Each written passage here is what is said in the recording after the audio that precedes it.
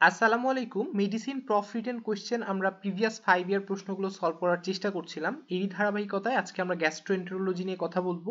আমি ওহিউর রহমান এবং আমার সাথে থাকবে রাকিনহান নানান এবং রূপন দেব। আমি যেহেতু গ্যাস্ট্রোএন্টেরোলজি কোর্সে ডায়রিয়া টপিকটা সম্পর্কে বলেছিলাম, তো এখান থেকে 4টা রিটেন প্রশ্ন এসেছে সিনারিও বেসড।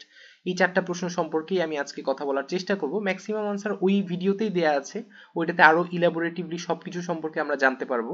আজকে আমি শর্টে জাস্ট রিটেনের আনসারগুলো জাস্ট ডেসক্রাইব করব, অর্থাৎ বলে যাওয়ার চেষ্টা করব। ডিটেলস জানতে হলে কেউ ওই ভিডিওটা ভালো করে দেখতে পারো। 4টা সিনারিওতেই একটা প্রশ্ন কমন, সেটা হচ্ছে ইটিওলজি বা কজ কিংবা ডিফারেন্সিয়াল ডায়াগনোসিস। তো 4টা সিনারিওর মধ্যে একটাতে আমাদের অ্যাকিউট হিস্ট্রি দেয়া আছে 2 দিনের এবং বাকিগুলোতে 2 মাস, 1 মাস, 3 মাস, অর্থাৎ ক্রনিক হিস্ট্রি দেয়া আছে। আর বাকি দুইটা স্পেশাল কথা, সেটা হচ্ছে যে একটাতে লেখা আছে ফ্রথিস টুল, যেটা floats on toilet, difficult to flush, তার মানে এই প্রশ্নটা স্টিয়াটোরিয়া ইন্ডিকেট করছে।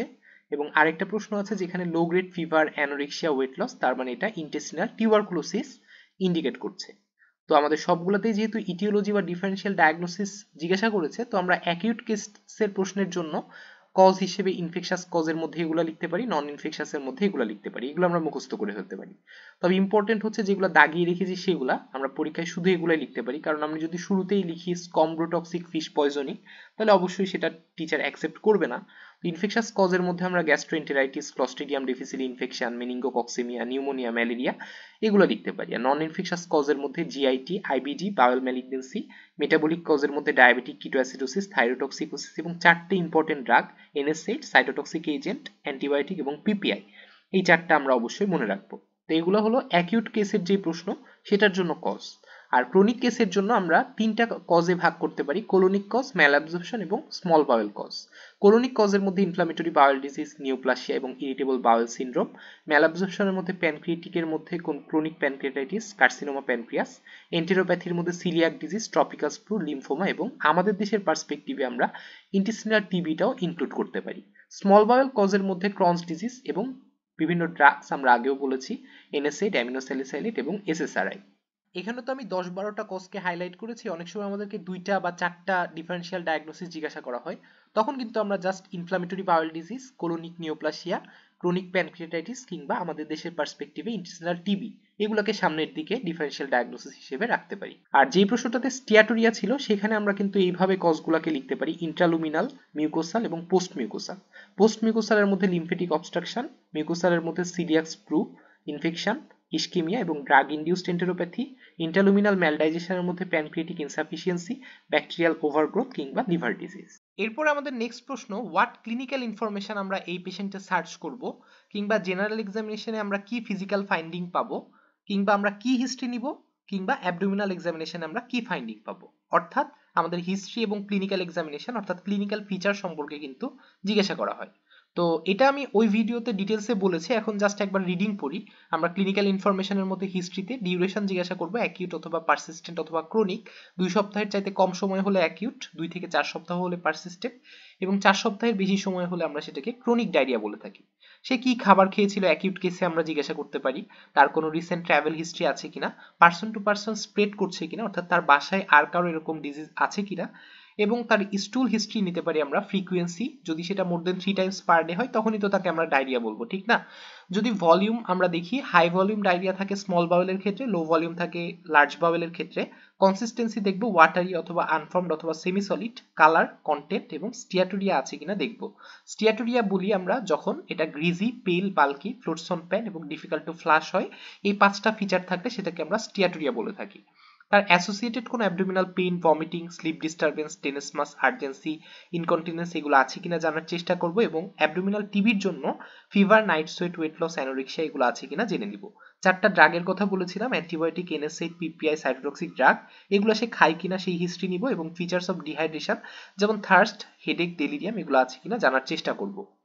এক্সামিনেশনের মধ্যে অ্যাকিউট কেসে খুবই ইম্পর্টেন্ট তার ডিহাইড্রেশনের কোনো ফিচার আছে কিনা, যেমন sunken eye, dry mucous membrane, increased skin turgor, pulse, tachycardia, BP, postural অথবা সুপাইন হাইপোটেনশন। বিশেষ করে সুপাইন হাইপোটেনশনটা সিভিয়ার ডিহাইড্রেশনের একটা ফিচার, এবং ডিক্রিজড ইউরিনারি আউটপুট।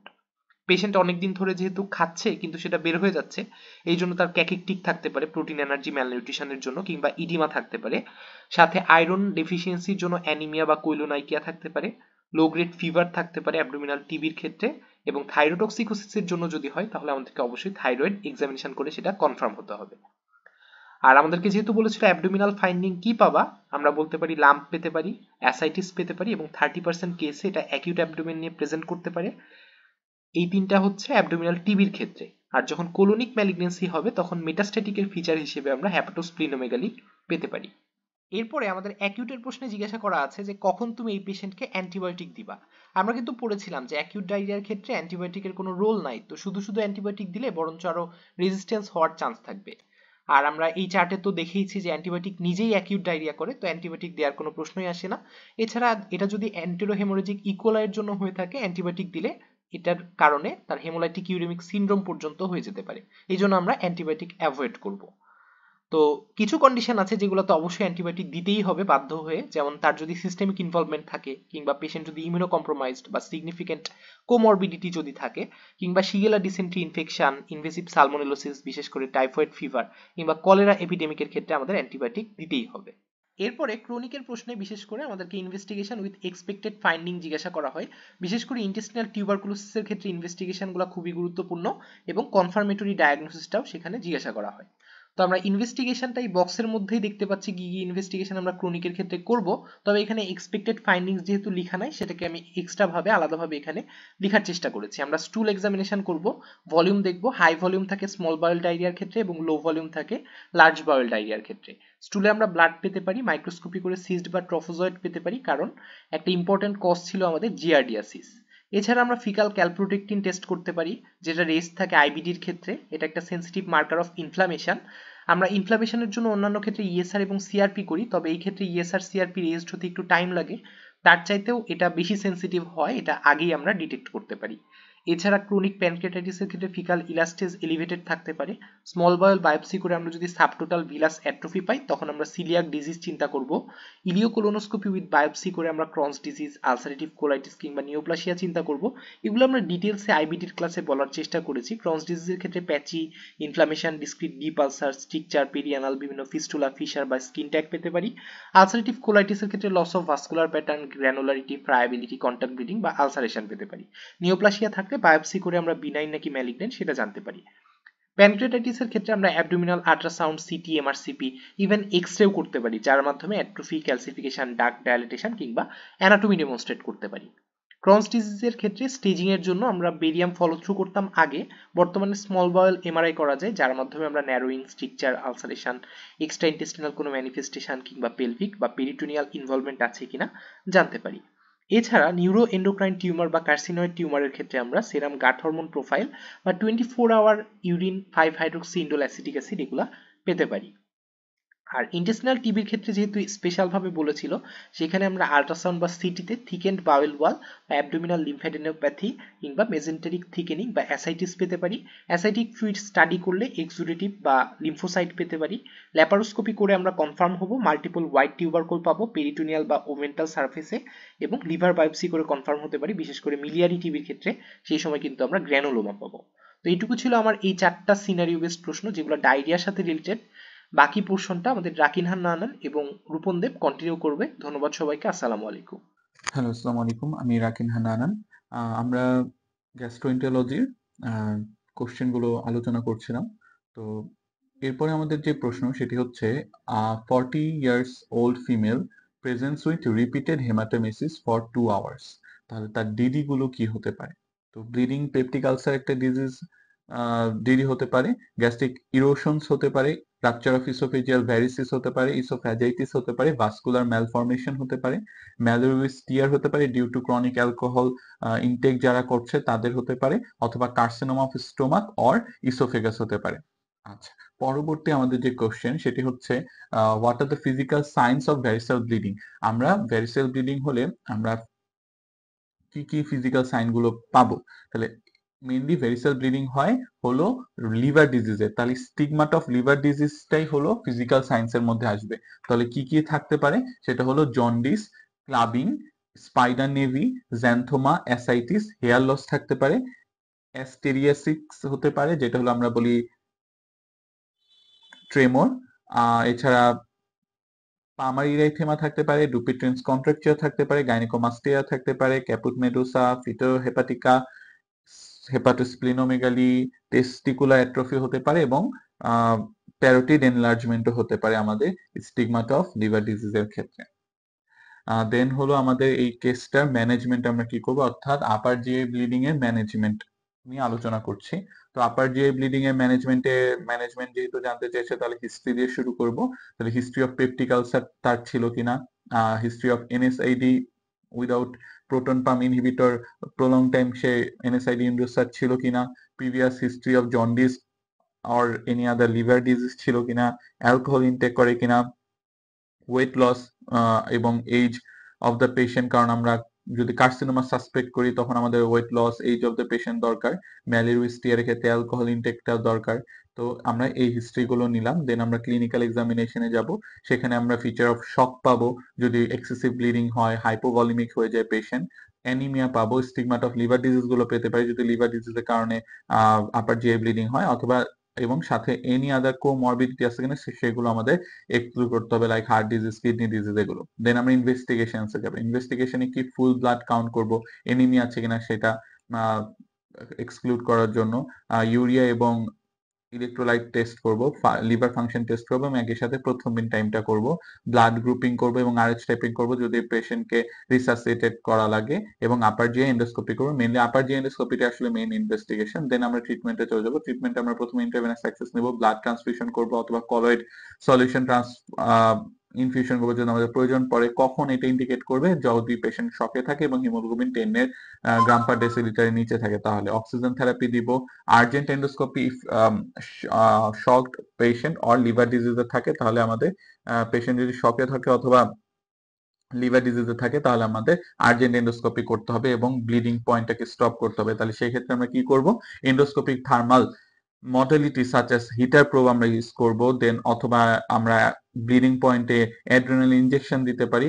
এছাড়া মেটালিক ক্লিপ দেওয়ারও অ্যাপ্লিকেশন করা যায়। So application of metallic clip, injection of dilute adrenaline এবং endoscopic thermal modality such as heater probe use করতে পারি। এরপরে আমরা মনিটর করব ভাইটাল সাইন গুলো।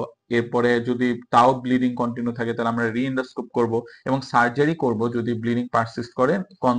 মানে এই ট্রিটমেন্ট গুলোর পরেও যদি ব্লিডিং কন্ট্রোল করা না যায় তখন আমরা সার্জারির দিকে যাব।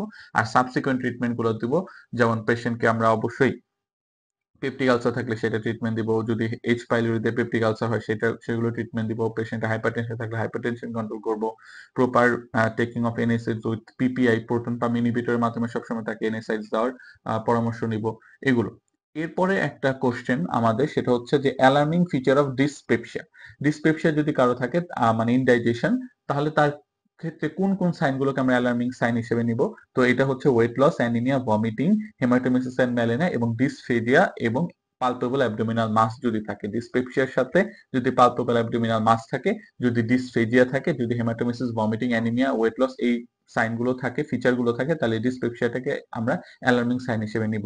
পরবর্তী কোশ্চেন যেটি, সেটা হচ্ছে clinical feature that will suggest malabsorption symptom. এটা আমরা জিআইটি ক্লাসের সময়, আমারই ক্লাস ছিল একটা ও ম্যালঅ্যাবজর্পশন টপিক, সেটার মধ্যেও যেই পয়েন্টগুলো উল্লেখ করেছিলাম এখানেও সেম টপিক পয়েন্টই দেওয়া হচ্ছে। সেটার প্রথমে আমরা সিমটম গুলোর মধ্যে কি কি দেখবো, যে পেশেন্ট বলবে যে তার ক্রনিক ডায়রিয়া থাকে অথবা কিছু মানে ফ্যাটের মতো, হ্যাঁ, চর্বির মতো টয়লেট হয়, তো ক্রনিক ডায়রিয়া অথবা স্টিয়াটোরিয়া থাকবে, অ্যাবডোমিনাল ডিসকমফোর্ট থাকবে, প্রচুর পেট ফুলে থাকবে, ফাঁপা ফাঁপা মনে হবে এবং ওয়েট লস থাকবে পেশেন্টের, যেহেতু ম্যালঅ্যাবজর্পশন থাকতেছে তার তো নিউট্রিশন ঠিক নেই। পেশেন্ট লেথার্জি থাকবে, ডিপ্রেস থাকবে, নাইট ব্লাইন্ডনেস হতে পারে ভিটামিন এ ইসের কারণে, তার ভিটামিন বি12 ডেফিসিয়েন্সির কারণে মাউথ আলসার হতে পারে। ফিচার অফ অ্যানিমিয়া থাকবে আয়রন ডেফিসিয়েন্সির কারণে বা ভিটামিন বি12 ডেফিসিয়েন্সির কারণে। উন্ড হিলিং ঠিক মতো হয় না, কারণ প্রোটিনের স্বল্পতার কারণে, ভিটামিন সি এর স্বল্পতার কারণে এবং ব্রুইজিং থাকতে পারে। তাহলে কি কি আমরা পয়েন্ট গুলো বললাম, ক্রনিক ডায়রিয়া এবং স্টেটোরিয়া এটা 1 নম্বরেই বলতে হবে। দেন হলো অ্যাবডোমিনাল ডিসকমফোর্ট, ব্লটিং, পেশেন্টের ওয়েট লস হয়ে যাবে, লেথার্জি থাকবে, ডিপ্রেস থাকবে। এরপরে আমরা ভিটামিন ডেফিসিয়েন্সি গুলো বলবো, night blindness, mouth ulcer, anaemia, poor wound healing এবং ব্রুইজিং। এছাড়া সোয়েলিং অফ লেগ থাকতে পারে, ওই যে প্রোটন এনার্জি ম্যালনিউট্রিশনের কারণে, প্যারাস্থেসিয়া, রিডিউস সেন্সেশন ভিটামিন বি12 এর কারণে অ্যাগেইন, এবং টিটানি থাকতে পারে ক্যালসিয়াম ভিটামিন ডি এর অভাবে হতে পারে। সাইন আমরা কি কি পাবো, সাইন গুলো হচ্ছে আমাদের বিলো ওভারেজ বডি বিল থাকবে, অ্যানিমিয়া থাকবে, অ্যাঙ্গুলার স্টোমাটাইটিস, গ্লসাইটিস থাকবে, ফলিকুলার হাইপারকেরাটোসিস থাকবে due to deficiency of zinc, koilonychia, clubbing, muscular wasting এবং প্রক্সিমাল মায়োপ্যাথি থাকতে পারে, পেরিফেরাল নিউরোপ্যাথি থাকতে পারে এবং পারপিউরা থাকতে পারে। তাহলে সাইন আর সিমটমস গুলোর মধ্যে কিন্তু একই জিনিস, জাস্ট অ্যানিমিয়ার ক্ষেত্রে আমরা ওখানে নর্মালি অ্যানিমিয়া বলছি, কিন্তু এখানে অ্যানিমিয়া, অ্যাঙ্গুলোস্টোমাটিস, গ্লসাইটিস একসাথে চলে আসতেছে। ফলিকুলার হাইপারকেরাটোসিস, তারপর আমরা নেইলসে গেলে কয়লোনাইকিয়া, ক্লাবিং একসাথে বলবো, দেন মাসেল ওয়েস্টিং হবে এবং আমাদের পেরিফেরাল নিউরোপ্যাথি এবং পারপিউরা একসাথে বলবো। দেন আরেকটা কোশ্চেন আছে, সেটি হচ্ছে non invasive test for H pylori. H পাইলোরির ক্ষেত্রে আমরা কি কি নন ইনভেসিভ টেস্ট করতে পারি, সেটা হলো সেরোলজি করতে পারি, আমাদের ব্লাডে হলো গিয়ে বিভিন্ন ইমিউনোগ্লোবিউলিন বেড়ে যেতে পারে, ইউরিয়া ব্রেথ টেস্ট করতে পারি এবং ফিকাল অ্যান্টিজেন টেস্টও আমরা করতে পারি। তো এই তিনটেই হচ্ছে non invasive test for H pylori. Loose motion for 3 months একটা পেশেন্টের, তাহলে তার এন্ডোক্রাইন কজ কি কি হইতে পারে? তাহলে এন্ডোক্রাইন কজের কারণে লুজ মোশন হয় থাইরোটক্সিকোসিসের ক্ষেত্রে, ডায়াবেটিস মেলাইটিসের ক্ষেত্রে হতে পারে, অ্যাডিসন ডিজিজের ক্ষেত্রে হতে পারে। তিনটা পয়েন্টই আমাদের বলতে হবে। এরপরে হচ্ছে আমাদের causes of lower GI bleeding. এটা আরেকটা কোশ্চেন যে লোয়ার জিআই ব্লিডিং এর কজ গুলো কি কি। তাহলে আমাদের প্রথমেই আসবে যেটা, সেটা হলো হেমোরয়েডস বা পাইলস। দেন আমাদের অ্যানাল ফিশার উইথ হেমোরয়েডস হলো যদি আমাদের ইন্টারনাল হেমোরয়েডস হয় তাহলে পেইন লেস থাকবে, আর অ্যানাল ফিশার আর এক্সটার্নাল হেমোরয়েডস অলওয়েজ পেইনফুল। তাহলে হেমোরয়েডস, অ্যানাল ফিশার, দেন ইনফ্লামেটরি বাউল ডিজিজ, যাদের আইবিএস আছে তাদের ক্ষেত্রে, আইবিডি আছে তাদের ক্ষেত্রে, ইনফ্লামেটরি বাউল ডিজিজের ক্ষেত্রে, দেন কলোনিক রেকটাল কার্সিনোমা এবং কলোনিক রেকটাল পলিপ দুইটা একসাথে, দেন ডাইভার্টিকুলার ডিজিজ। এছাড়া আমাদের যদি বাউল ইস্কিমা থাকে, অ্যানজিওডিসপ্লাসিয়া থাকে, সলিটরি রেকটাল আলসার থাকে, সেই আলসার থেকে আমাদের ব্লিডিং হতে পারে। তাহলে এইটা হচ্ছে জিআই ব্লিডিং এর কজ। স্বাগতম সবাইকে। আজকে আমরা পেনক্রিয়াটাইটিস অ্যান্ড পিউডি টপিক থেকে প্রফে রিটেন কোশ্চেন যা আসছে তা নিয়ে আলোচনা করব। প্রিভিয়াস 6 ইয়ার্সের কোশ্চেন আমরা সলভ করব। আমি রূপন দেব, SOMC 58 batch. So let's proceed. তো এখানে আমরা দেখতে পাচ্ছি কোশ্চেনগুলা। 57 years old male presented to emergency department with sudden onset of severe upper abdominal pain for 2 days. Pain starts after taking meal and radiates to bed. তাহলে একটা typical একটা scenario আমরা পাচ্ছি, যেটা হচ্ছে অ্যাকুইট পেনক্রিয়াটাইটিস হতে পারে। তারপর হচ্ছে এখানে 30 year old woman has loose motion for 3 months. এটা হচ্ছে মেল অ্যাবসর্পশন সিনড্রোমের মতো আমরা পাচ্ছি। তবে এখানে আমরা এ এবং বি কোশ্চেন যেটা, এই দুইটা কোশ্চেন আমি আলোচনা করব না, এটা রাকিন হান্নান ডিসক্রাইব করবে। আমি 3 নম্বর কোশ্চেন যেটা হচ্ছে প্যানক্রিয়াসের সাথে জড়িত, how will you medically treat a case of chronic pancreatitis, সেটা সম্বন্ধে আলোচনা করব। তো প্রথম কোশ্চেন আমরা দেখতে পাচ্ছি what is your professional diagnosis. তাহলে এখান থেকে আমরা বুঝতে পারছি এটা হচ্ছে একটা ইমার্জেন্সি ডিপার্টমেন্টে হয়েছে এবং sudden onset of severe upper abdominal pain. তার মানে এখানে কিন্তু হচ্ছে পারফোরেশন থাকতে পারে, একটা ডিডি আমাদের আসতে পারে, কিংবা অ্যাকুইট কোলেসিস্টাইটিস এর প্রেজেন্টেশন নিয়ে আসতে পারে, গ্যাস্ট্রাইটিসও হতে পারে। তো এখানে কিন্তু হচ্ছে পেইন স্টার্টস আফটার টেকিং মিল, সেটা দিয়ে আমরা কিন্তু অনেক কিছু হচ্ছে এক্সক্লুড করে ফেললাম। যে আলসারে একটা পেইন হতে পারে, বাট যে রেডিয়েটস টু ব্যাক কিন্তু টিপিক্যালি হয় না, কিংবা অ্যাকুইট কোলেসিস্টাইটিস তার শোল্ডারে কিন্তু যায়, টিপিক্যালি হচ্ছে ব্যাকে তেমন একটা রেডিয়েট করে না। এটা দিয়ে আমরা তেমন একটা ডিফারেন্সিয়েট করতে পারি না।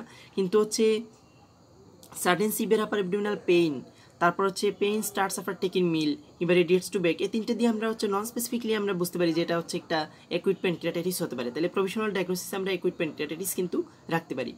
তারপর হচ্ছে ইনভেস্টিগেশন আমরা আলোচনা করব, তারপর হচ্ছে হাউ উইল ইউ ট্রিট হিম, এভাবে হচ্ছে আমরা আগাবো। তো আমরা দেখি, প্রথমে আমরা বললাম যে মাই professional diagnosis is acute pancreatitis.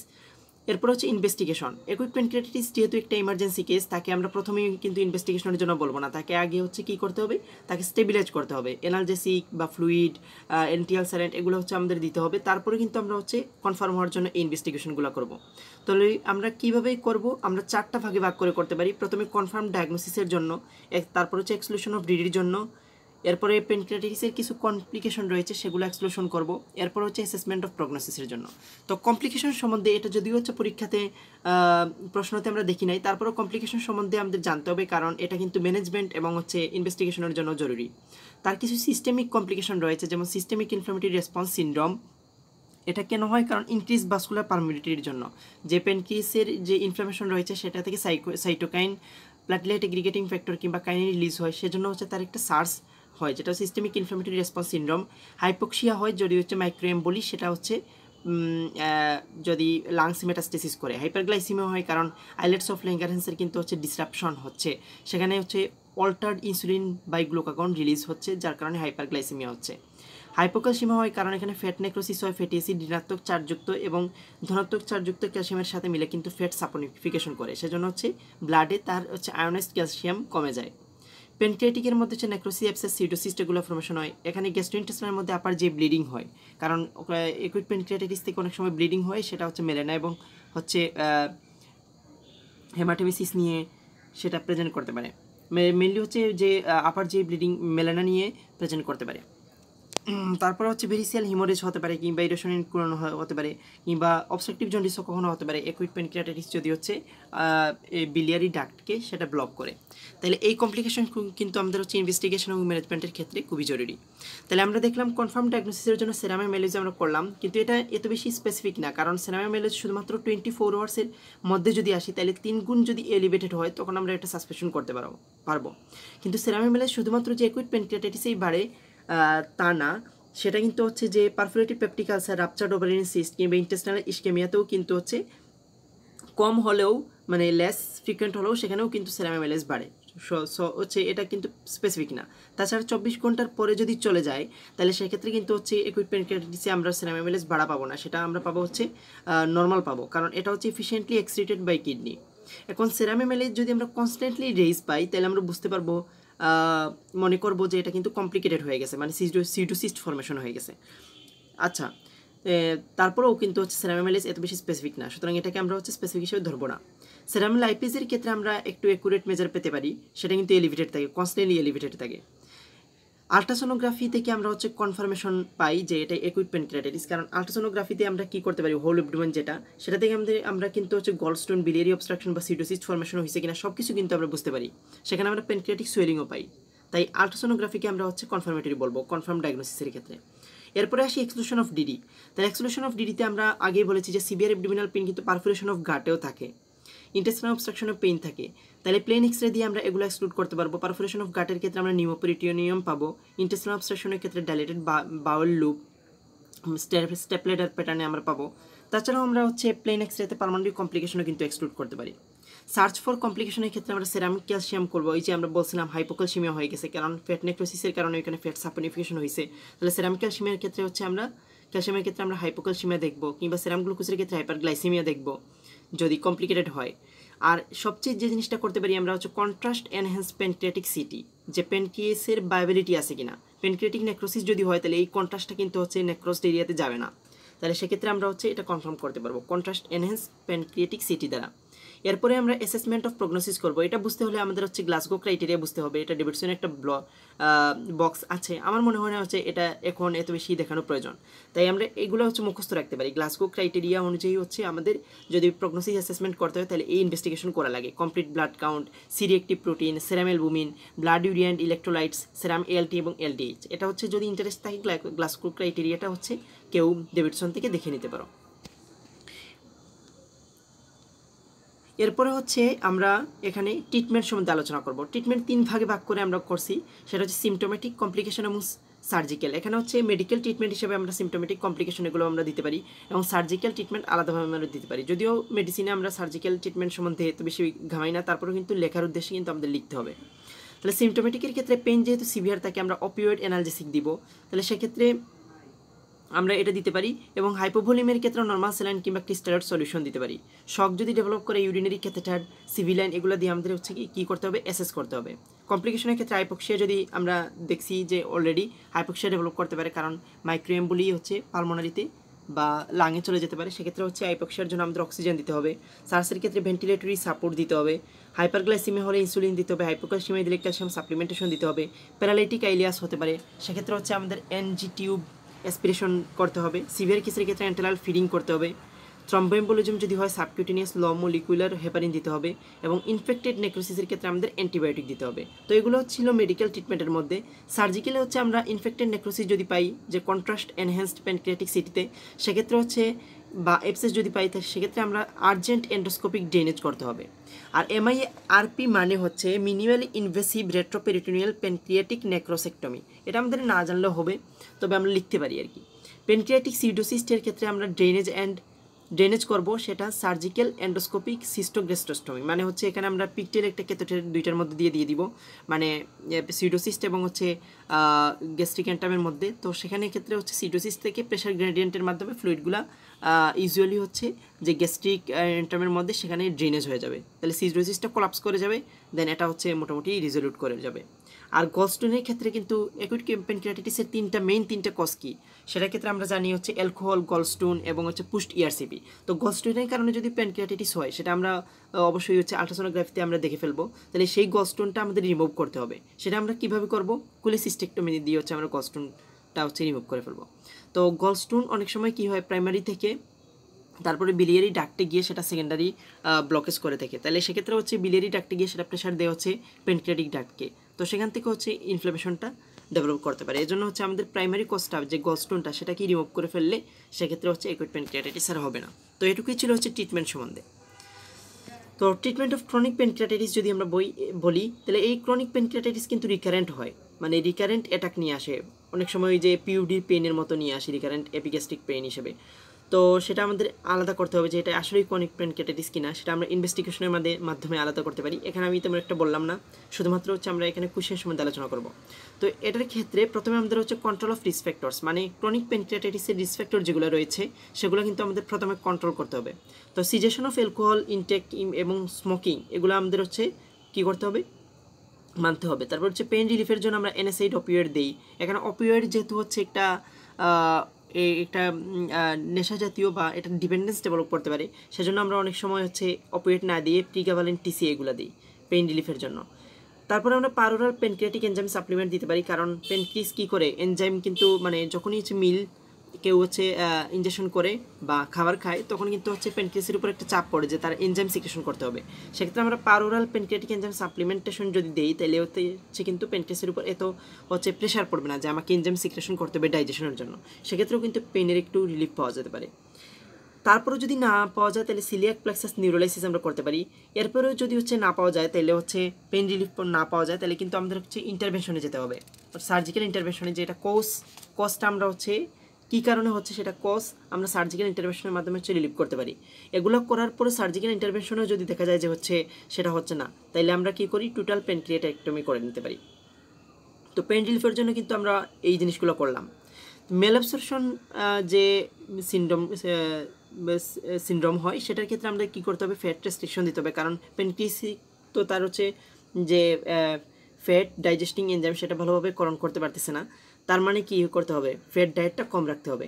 আর যা পারোরাল কী দিতে হবে, প্যানক্রিয়াটিকের এনজাইমের মতো সাপ্লিমেন্টেশন দিতে হবে যাতে হচ্ছে প্যানক্রিয়াসের উপর চাপ কম পড়ে। তারপরে আমাদের হচ্ছে কমপ্লিকেশনের ম্যানেজমেন্ট করতে হবে। তো সার্জিক্যাল যে ট্রিটমেন্টগুলো সেগুলোর ক্ষেত্রে আমরা কি বলছিলাম, এন্ডোস্কোপিক কিছু রয়েছে এবং সার্জিক্যাল মেথডস রয়েছে। এন্ডোস্কোপিক্যালি আমরা হচ্ছে কারেক্ট করতে পারি কীভাবে, dilatation or stenting of pancreatic duct strictures কিংবা removal of calculi, drainage of pseudocyst, এগুলোর মাধ্যমে হচ্ছে আমরা কি করতে পারি, তার কজ বা কমপ্লিকেশন আমরা রিমুভ করতে পারি। সার্জিক্যাল মেথডের মধ্যে হচ্ছে partial pancreatic dissection, preserving the duodenum কিংবা প্যানক্রিয়াটিক জেজুনোস্টমি আমরা করে দিতে পারি। তো এটুকুই ছিল ক্রনিক প্যানক্রিয়াটাইটিসের ট্রিটমেন্ট সম্বন্ধে। এরপরে আমরা পিউডির ক্ষেত্রে একটা কোশ্চেন আমরা পেয়েছি এই 6 বছরের মধ্যে, 45 years old male presented with recurrent episodic epigastric pain exacerbated by taking meal for 6 months।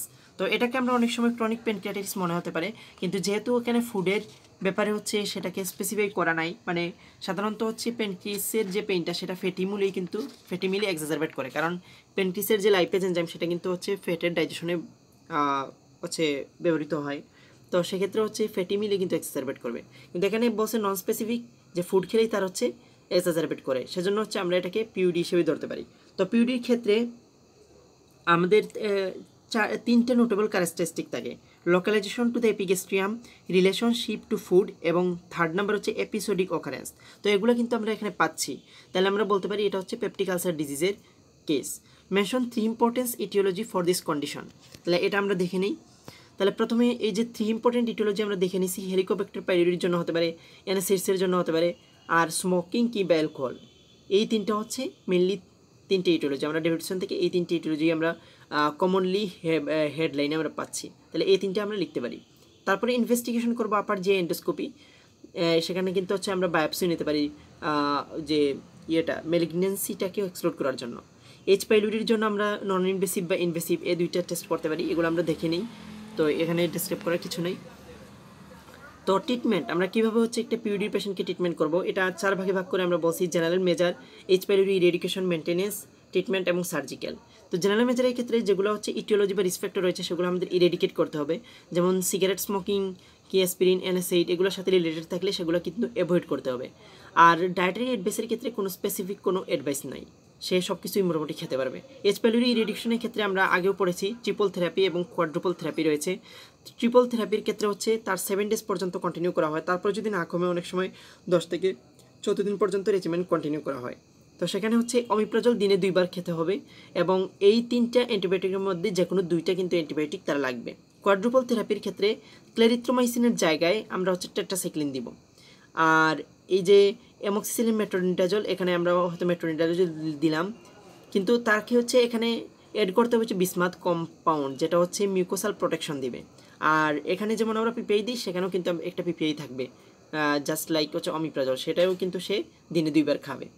তাহলে এটুকুই ছিল হচ্ছে ট্রিপল থেরাপি এবং কোয়াড্রুপল থেরাপি। তো মেনটেনেন্স ট্রিটমেন্টের ক্ষেত্রে একবার যদি এইচ প্যাইলোরি ইরেডিকেট হয়ে যায়, আমরা যদি ইনভেস্টিগেশন করে দেখি এইচ প্যাইলোরি নাই, তাহলে সেক্ষেত্রে মেনটেনেন্স ট্রিটমেন্টের কিন্তু কোনো তেমন একটা প্রয়োজন থাকে না। তবে সে হচ্ছে পিপিআই সে ইউজ করতে পারে ইফেক্টিভ ডোজ, মানে লোয়েস্ট ইফেক্টিভ ডোজ হিসেবে সে পিপিআই কন্টিনিউ করতে পারে অনেকদিন পর্যন্ত, অ্যান্টিবায়োটিক আর কন্টিনিউ করা লাগবে না।